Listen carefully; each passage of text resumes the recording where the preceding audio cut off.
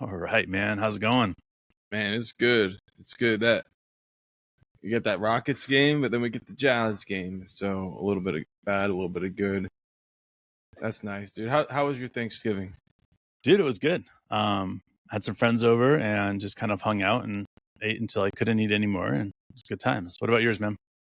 It was good times, man. We had some lamb, so we went kind of untraditional. Good shit Very though, cool. and kept it low key, but a lot of really good dishes, homemade stuff. Gotta love it, man. So Hell yeah. That's now awesome. we're all eyeing the snow and Christmas, but you're not gonna get any snow, Dave. Sorry about that. No, I'm not. I'm all right with it, though.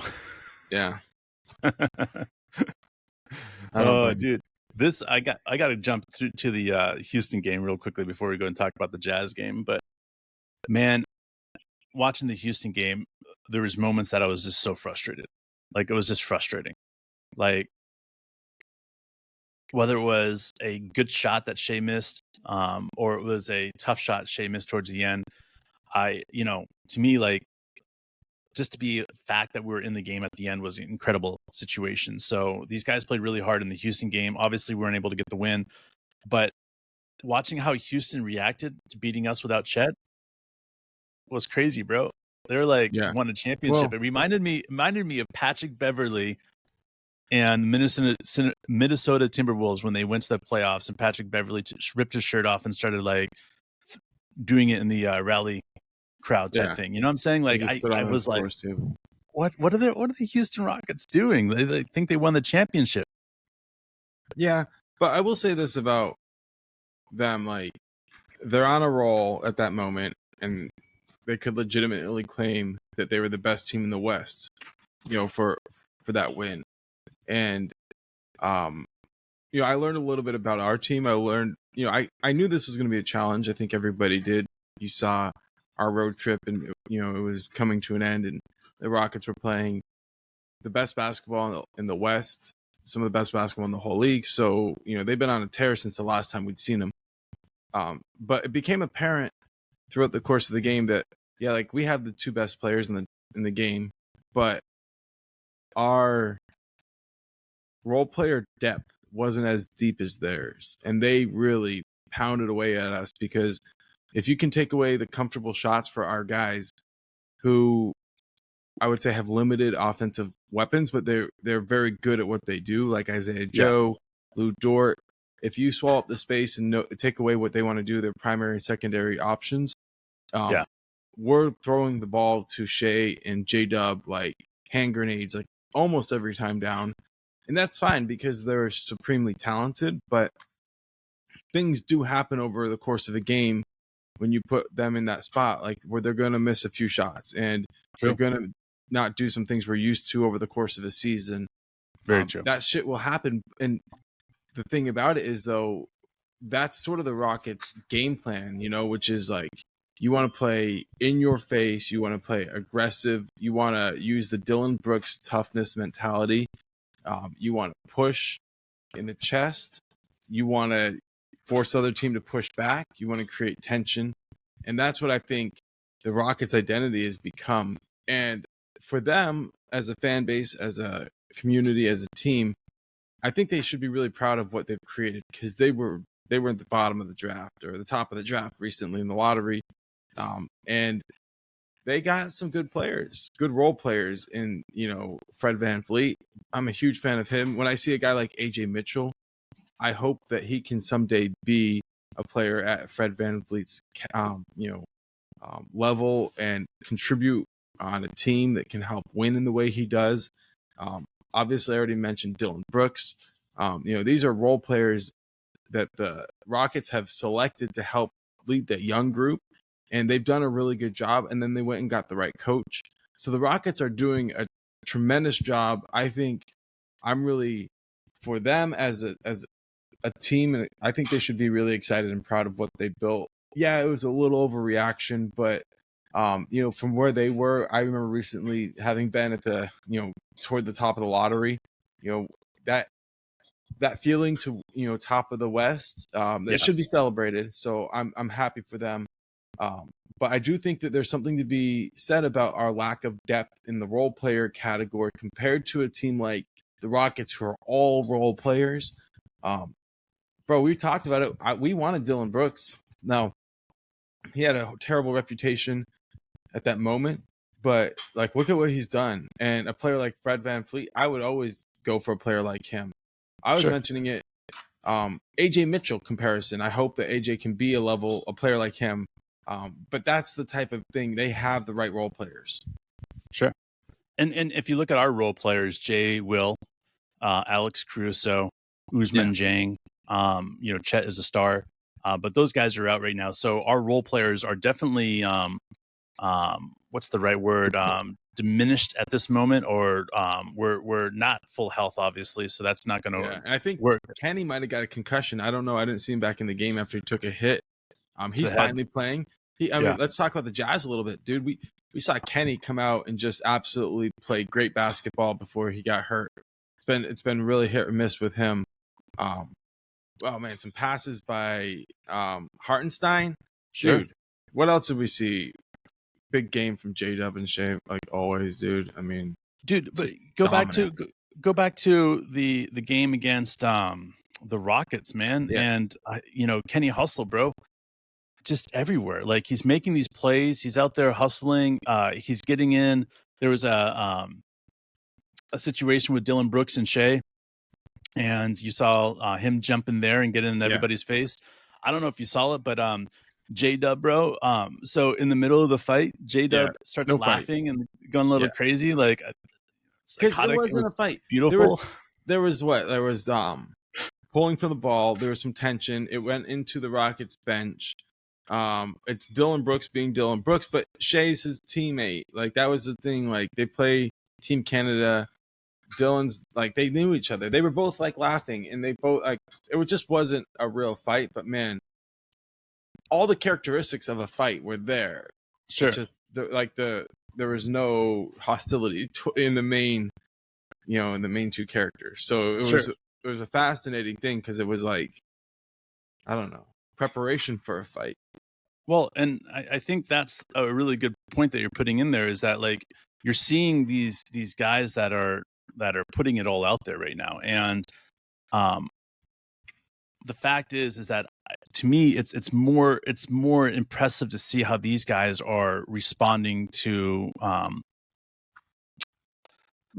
little adversity. And Kenny Hustle's out there, J-Dub's out there. These guys are just doing whatever it takes to help the team out. And I'm so glad you brought up our lack of role players right now, because in my opinion, one of the best role players in the NBA is Kenny Hustle. And we just have not seen Kenny Hustle in the last, 18 months. Kenny, I love you, man, but it's not been the same Kenny Hustle. He's been dealing with injury after injury after injury. He's dealing with sickness. He's got young kids at the house, which, sleep, all this other stuff that messes up everything. So for me, like, I look at this as a point that we need Kenny Hustle. We're Caruso's out. We have all these other guys that are injured coming back. We need Kenny Hustle to step up. The last couple of games, 5 points each games, but it's more about the deflections and everything else that he's bringing to the table right now. That's adding to what this team is already capable of doing. Hartenstein. I'm going to say it right one of these days, and I'm going to be proud about it. But guys, I never say names right, and so I do appreciate when you guys spell it out for me in the comments, making sure I try to say it properly, because that is one thing I do not do very well. Watch out for the ringers, bro. So, but looking at it though, like, here's the thing that's crazy to me is Hartenstein came back on November 20th, right? First game back against Portland. 14 rebounds there, 10 rebounds, 14 rebounds, 18 rebounds against LA, 13 rebounds against Houston. And then finally, last night when we were playing against Utah, he did not lead our team in rebounds. Dude, what a huge pickup, and what a perfect time for him to slip into that position that he's been slipping into. How many assists did he have? Because like, that was, to me, like, the story of the game, honestly. Yeah. So the assist, man, my computer's old. Sorry. I'll pull it up here. I think it says like 5, but the reality though is like the way that he stretches defenses with his passing 6. 6, it's that doesn't tell the whole story because it just pushes everybody into uncomfortable positions, and when he forces defenses to play the back door honestly, like it just becomes this time where like I don't know it. I mean, it's such a challenge to defend us anyway. But if we have a guy like him out there who is just encouraging everybody to cut and move, and he gets off the ball quickly and he uses his body to set screens and just keeps everybody moving. This is an offense that I've never seen before. It's the same offense, but um, there's really nothing else to compare it. And like when Brandon Carlson came in at the end of the game, he was doing his best Hartenstein impression, trying to keep that ball moving, which is great. Like I know that we're not going to see another player like him, but I do finally see like a different style of ball movement, and I wonder like how does Chet fit into this when he comes back, because you don't want this to go away. I do, does Chet start next to Hartenstein? Is starting I not think as important? I think that's been the goal the whole time is Hartenstein and Chet next to each other. They feed off of each other well. Their games, if you watch Hartenstein's game, it will play incredibly well to Chet's game. Um, I I'm one of those guys, and I know a lot of people might give me shit for this, but I'm one of those guys. I don't like to see Chet banging his body down low on the post every single game. I need to see that he needs to have breaks, and having Hartenstein in there is going to allow him to do that. So for me, like I need to see Shea protecting himself, protecting his body, and allowing him to maximize his minutes out there. Not Shea, I'm sorry, Chet. So with Hartenstein, the way he sets up like all his teammates, you know, is really, really critical. Like imagining him setting up Chet, is Chet really going to take a similar approach to the other guards on the team where he's just trying to you get the ball, play downhill, that type of thing? So I watched Hartenstein set screens for Shea and J-Dub pretty much the last, whenever he's been playing. This is the thing about it is how many times do you see a center setting a screen for another center on the perimeter? Don't. That's my point, is no one can guard that. That's true. No one can guard that. So I mean, if you look at what our guards did or what people off the bounce can do when they get a big man on the perimeter, it's toast. And that's it. Like that's the mismatch we're going for. Everybody's been saying we're so weak because we don't have a center. We're so weak because we don't have this. We're so weak because we don't have this. But what they don't realize is we're so weak because in these positions because we're not 100% yet. Like you put Chet and Hartenstein out there with Shea and J-Dub, and you pick whether it's Lou Dort shooting, 40-something% from 3-point, Isaiah Joe from 3-point, AJ Mitchell's been playing well. Like you pick your person, Cason Wallace from 3-point, you put him in that person in the corner right there, and then you let Hartenstein set a screen for Chet. The big man's going to switch over on Chet. Chet's going to go around him. Chet's going to finish at the hole, or he's going to find a corner three that's so wide open that, like the guys can eat lunch before he takes a shot. So, like, shit. Yeah. So my point is though, is that you look at this and you're saying, like, to me, it's not this offense that we're seeing that's going to matter. It's the offense that when Chet is involved, when Alex Caruso is involved, when we're 100% healthy and we're pushing down and it's February or it's March and we're sitting there going, what can this team do? Well, we all know what this team can do. And so I think it's very obvious what this team can do. But if you guys don't know what this team can do, this team can win a championship. They're going to fuck around and win a championship if they're not careful. And I think that's what we're seeing with this team is we're seeing a legit opportunity for domination, like on every level, whether it's the center to power forward to center, power forward to point guard or shooting guard. Like there's so many different directions on this one. We've seen how this team dominates in small ball. Like, come on, like they can dominate small ball. We can go big balls. We can go whatever way we want. Like there's every direction that coach wants to take it. Any mismatches that coach wants to highlight, we just go at it. That's it. Like, we've seen what this team can do, and it's 14-5 or 16-5, not healthy. Let me just say that again. This team is 16-5, and we're not even close to being healthy. I would say that this team is probably, what, 60% healthy right now? Think about that. If you take all the minutes of all these players that are playing and you put them into one thing, and then you take all and you divide it into the players that are playing, and I'm telling you, we're 60% healthy right now, this part of the season. And we're still just kicking ass. Like, at what point when we get healthy and we're running these guys in, like Isaiah Hartenstein, he's going in there and he's playing 6 minutes, right? And right next to Chet, okay? And then we pull Chet out, and Hartenstein goes in there by himself as the center because they went, power forward versus power forward. Now you have two power forwards out there, one guarding J-Dub and one guarding Hartenstein. Like, what are teams going to do? Like, J-Dub proves that he can play defense on the power forward like nobody's business. But we're not talking about that. What we're talking about is the domination that will happen on offense from this team, because you can see it. We can put up 40 points like nothing in a quarter. Like, I think we had 100 points. 100 points at end of the third quarter. Like, it was easy. It was like nobody cared about it. It was just like, oh yeah, we just put up 100 points in 3 quarters. Shai's got 26. J-Dub's got 28. Those guys don't need to play anymore. Yeah. I mean, dude, and there was a moment with that alley-oop where Shai threw it up for J-Dub. Like, pretty much as soon as Shai got the ball, J-Dub knew he was going for that oop. And then J-Dub tried to throw an alley-oop. Oh, yeah. Yeah, I know. But the first play, it reminded me so much. It reminded me so much, bro, of like just the way that LeBron and D Wade would run out. Like, there was, I know, like, who cares if those guys are better, whatever. But there was an aggression on the break that Miami team would play with, where they looked like they were feasting.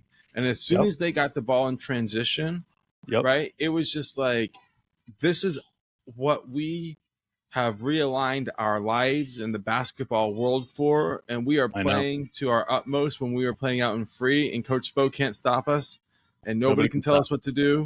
And they looked so, like, it was like tonight when we go home and we watch ESPN and we see the number one play on SportsCenter, we'll know we dominated that news hour. And that's what I feel like we're starting to see with these guys. When Chuck came out and said that we're the best team in the NBA, and he's like, yeah, Boston's the best team in the East, but you think about what this team is doing now and how they're dominating the West, and how when they get healthy, how they're going to run away with it. They're the best team in the NBA. And look, sometimes Chuck says some crazy shit, but even a blind squirrel finds a nut. You know what I mean? Man, let's go ahead and let's talk about something I just pulled up here. Top 25 players under 25. I know, dude. Don't get me started on this, dude. All right, number 1, Victor. Number 2, Anthony Edwards. Number 3, Paolo. Number 4, Franz Wagner. Number 5, Chet. Number 6, Tyrese. Number 7, Tyrese Maxey. Number 8, Evan Mobley. And number 9, Jalen Williams, Oklahoma City Thunder. If I'm J-Dub, I'm not only taking that insulting, but I'm like taking that as like the biggest bullshit in the entire fucking world. Period. Like, what the hell, man? He is number 9 on top 25 players under 25. And I'm sitting there looking at the other guys, and I'm saying, I'm sure Maxey from Philly and Halliburton is great. But here's the thing, though, is that not single one of those players have the ability to play all 5 positions. Yeah. And I mean, how many players in the NBA have that ability? Maybe 5. Right? But J-Dub has not only proven it, but he's proven it at a high level of what he can do. Yeah. Playing in the center, playing at the power forward, playing at the small forward, playing at the point guard position, playing at the shooting guard. He's all over the board. So why is there no respect for J-Dub in the top 25? It's because people don't understand his game. They don't understand what they're watching. They don't understand what they're seeing. They just don't get it. Yeah.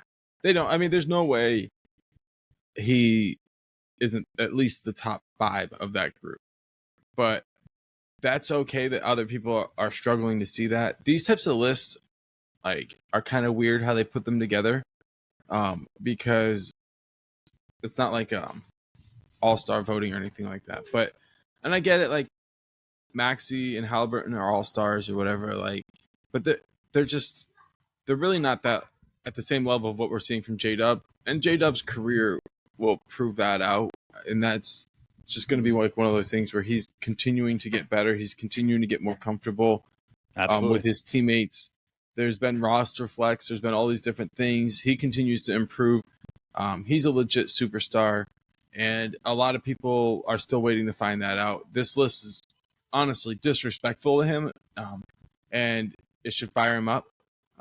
But you look at like for Chet, like I can see why they would put different players, different positions above him. The idea that you have, 2 players in Orlando that are, pretty good players, that's got to be exciting for them.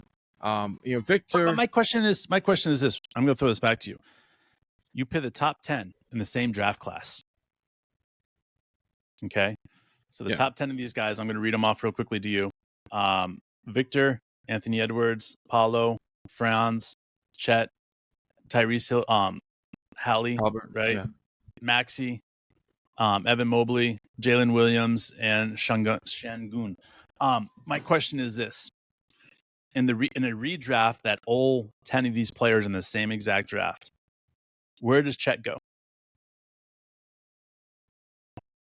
Because I think Victor automatically goes number 1 regardless. Fine. But he goes number 2 in that spot. I have to go Chet number 2 instead of Anthony Edwards. Some people would argue maybe Paulo. I mean, I get it. Sure, we can argue.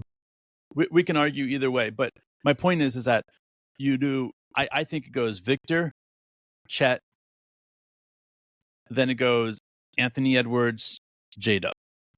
That's the top 4 right there in a redraft. I don't think J-Dub would ever in a million years go past the 4th pick in a draft like that would have these 10 guys in it. And the reason is because like I think anybody that knows the game of basketball, anybody that is a GM, they would take a look at this and they would highlight the 2 best players in the draft that have the most potential. And that would be obviously Chet and Victor. And then after that, it would go the highest as far as, what they thought what guards would be. And that would be, in my opinion, Anthony Edwards and J-Dub. Those are the 2 guys that have raised themselves. And what's interesting is you go back and watch some of our other podcasts. We talked about Anthony Edwards versus J-Dub. We went into great detail about that, why we would rather J-Dub over Anthony Edwards. And to me, like that opinion has not changed. No. At all. Not even close. I get it. A lot of people are in love with Ant. Like, and the whole Olympic thing. But I think he just showed how ignorant he really is every time he talked during the Olympics. And he had a problem with that before. But, like, the combination of him being, like, an elite athlete and him wanting to shoot a lot of threes because he hung out with Steph Curry over the summer doesn't look like it's really helping his game that much. And that's kind of 42 from 3, but and I get that. Like, that's been kind of some discussion I've seen a lot of people have is like, can you shoot 42% from 3 and still you've somehow found a way to take away what you do best in that you're not playing downhill. And of course, Ant is like, I'll shoot anytime they go under the screen, if I'm shooting that. But then there are games where he shot 0 for 9 from deep. And in those situations, if strategically they're dipping under screens, but they're doing it in certain situations that are encouraging you to shoot and you're not hitting them, you'll shoot your team right out of the game. Whereas if you put the defense on their heels every time and you dictate when you shoot versus them dictate when you shoot, there's this, I don't know. I don't want to get too much into it, but I would say this. J-Dub doesn't have the trouble with balancing his game because, like, I don't know, maybe it was good for him to stay away from the whole Olympic squad and like that. Sometimes I think players come away from that maybe more like personal on their game versus like their team on their game. And I don't know exactly what's going on with him. It might just be a slump, but you look through this list of guys that you're mentioning, and a lot of what I question about players who are in front of other guys is like, what shots are they getting from what spots? Are these really the types of shots you really want? Some of the guys like Franz, I'm a big fan of his game. I'm a big fan of Paulo. Like you're like, yeah, like this is good. Like their size or position, they can have like really long careers, but you're also in the spot where you're probably going to have to pay them $200 or $300 million to keep them each, I guess, together. You know, and so that's a half $500 million on this core. And yeah, maybe they'll continue to grow. But there's also this risk sometimes you see with players like this is like you're actually seeing the best version of them today, and there might be regression. It doesn't happen all the time. It can happen for various reasons like injuries and stuff like that. But you wonder where the future of the league will go, and if these guys are really going to be at the center of it. Because like you're saying, Dave, when you say, okay, who are the like generational talents? Okay, and you really have two of those, right? And Chet and Victor. And then you really want to look at who's going to be the best future guards, because guys who are not like, you can find yourself investing tons of money into players who aren't going to bring you championships. Yeah. And this list, because it's 25 and under, is full of those players, or under 25, full of players who are going to give you maybe Hall of Famer level stats, but producing a championship isn't really criteria on this list. And so I think that's where we look at it and we're like, yeah, bro, if you could team up Chet and J-Dub, right, you're getting the best, you know, pick and pop option, you know, play off of a guard, you know, people will say whatever, let them say whatever. But in our opinion, like, you see what Chet does every single night, and his ability to fit within a team structure and simultaneously impact a game. That's what you want. And then your ability to run J-Dub by his side. Obviously, throwing an MVP like Shea, round out the team with a whole bunch of role players who are in love with their role and are elite at doing their different things. And then some sort of like commando jiu-jitsu teammate like Hartenstein, who's out there just carving up defenses, helping us stretch the lines, the limits of reality of what we can do. I mean, those passes and what he does for this team, and what guys like Kenny does when he goes out there and gets a couple offensive rebounds, and we can just keep shooting until we make it. Like, this is Sam Presti's masterpiece that we've been talking about for so long, and we're seeing it in play right now. We've seen it put together block by block by block, and now the NBA is trying to catch up. And you look at a team like the Jazz, and they're very early in their execution of trying to follow a similar plan. So it's cool to see a team like that and also not feel threatened by them at this moment. But we know in the long run, you know, we're still looking at Tankathon. They're going to hang on to that pick. They're going to be in good shape with this coming up thing. But some of these other ones are looking good too. And I want to go back and reiterate something you said here was, you know, you look at this list, and number 10 is Şengün, right, guys? Yeah. Had a chance to draft him. And number 4 is Franz Wagner. We had an opportunity to draft him. I want to make sure that everybody understands exactly where I'm standing on this. Like, we had an opportunity to draft these players. Do you think Sam would have gone back and drafted maybe one of the two of these players? Maybe. Probably. But this is what I've been telling Mark for a long time, is that this is the draft I've highlighted for a long time about big men. In fact, more than a third of the first round picks are going to be picked up on power forward / centers, big men in the NBA. Think about that, guys. I don't remember a last draft class that had this many big men that are responsible. So if I'm Sam Presti and I'm looking at it, I've highlighted 2 years of big men that I wanted to get a big man out of. One was where Chet was drafted, because we had a lot of big men in that draft, and then this draft right here. So for me, I'm looking at it and I'm saying, if I was coach and I look towards the future and I noticed that the big men were coming out in this draft and the Chet draft, I would have focused on all the guards that I'm going to need to surround those guys with. Because this draft, there's so many centers that are going to go in the lottery. I want to say there's 4 or 5 centers that are going to hit the lottery, guys. All right. Now, yes, you can throw Cooper Flagg in there as a power forward and say that he's part of that group too. But the reality is that there's so many good, talented big men in this draft. Like, you could get a sneak pick right now that nobody would have ever understood that is going to be a top, big man in the league in 6 months. But the reality, or 6 years. But the reality is that's what this draft is all about. They have guys from Duke and Maryland. Illinois has a great guy. We could go down the list of just ballers right now. And that's what I'm saying. Sam's been waiting for the perfect year to spend the money on the big man. And this is the year. And I understand that, with Hartenstein, we're not in a hurry to develop a big person. Even if that's where Sam goes. But to me, like, this is the year that we get somebody that is going to be the future of our post players. And I'm excited about it because we don't have to spend money, which Wagner, I think, is going to probably, $200 and something million deal. You've got Şengün, who just signed $180 million, something stupid like that. Like, my point is, we don't have to spend that type of money for a big man that's going to be obsolete, and their skill set is going to be obsolete in the next 5-6 years.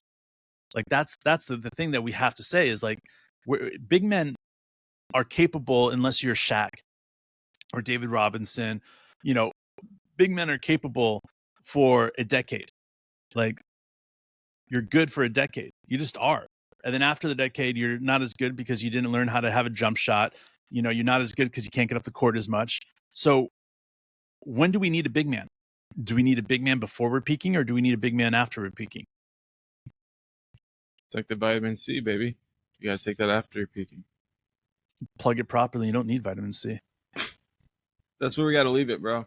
All right, guys. Catch you later.